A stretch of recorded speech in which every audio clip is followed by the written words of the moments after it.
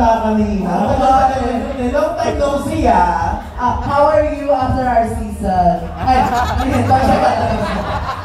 pero hindi na talaga tayo magkakaila, di ba? Jay is one of the most entertaining drag queens on TV.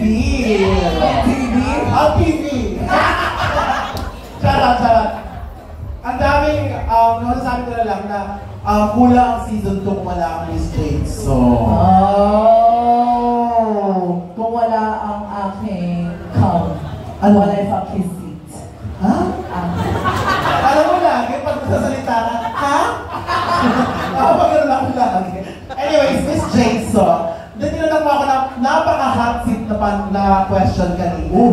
Ibabalik ko sa'yo ang tanong. Okay, go. Bring it on. Who is your... Wala nang favorite. Who is your haters? Who is your least favorite judge on our season? Okay, walang iba kundi si Miss Gloria Diaz. Allah! Bakit? She's a transphobic. A transphobic woman. Hindi ko may tuloy. But yeah, dapat be careful next time sa pagpili ng mga judges. Kaya tayo nasasabihan na season 2 is the best season. Pero ayan. Okay, Jade. In fairness naman sa'yo, yung track mo, ay yung track mo sa Drag Race, pag ganun siya, para maangaan, di ba? Pero ang galing mo, ano yung ang challenge na pinaka-kinabahan ka? Ang challenge na pinaka-kinabahan ako is, I think yung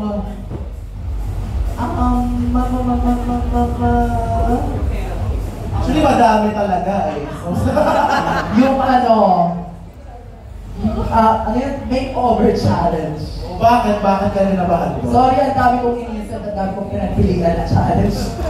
Pero ito, yung makeover challenge yung pinaka-nahirapan ako. Bakit? Kasi, hindi ako maasigaka na tao, pero... Totoo. Pakita mo? And parang ang taas ng respect ko in every person that I meet. And ang hirap na parang ibigay ko yung transformation sa kanya, lalo na medyo hindi sila capable of doing it. Parang it's really a challenge for us. Actually, si Jade guys, siya yung inaasikaso. Ang dami niyang kailangan. Sis ganito ganyan, pero nung nakita namin siya, na inasikaso niya yung partner sa design challenge, ibang Jade ang nakita. Hey! That was Godessa! Godessa talaga. Si Godessa. Okay, last question. Yung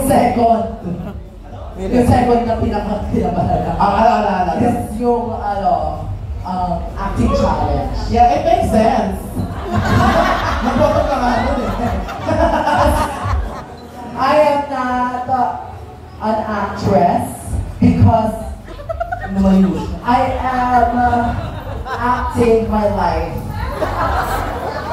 Hindi ko na kailangan i-act ang ibang tao or a character because I am myself.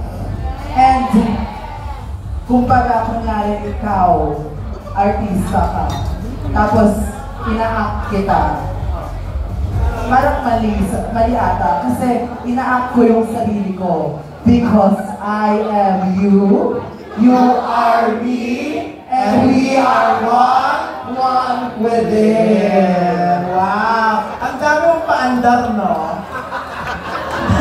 Anyways, sis, bakit hindi ko ito ginawa kanina? Last question na talaga, kasi part ka ng top 4.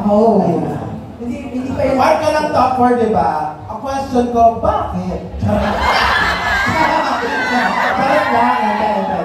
Ang tanong ko, And I say this is my season. Una nga. Sige na. Ano gusto mong sabihin? Since part ka ng top 4, sino para sa'yo ang winner ng buong season except sa sarili mo, tsaka captivated ka. Ooh. Okay. I would say the winner, the deserving winner is myself.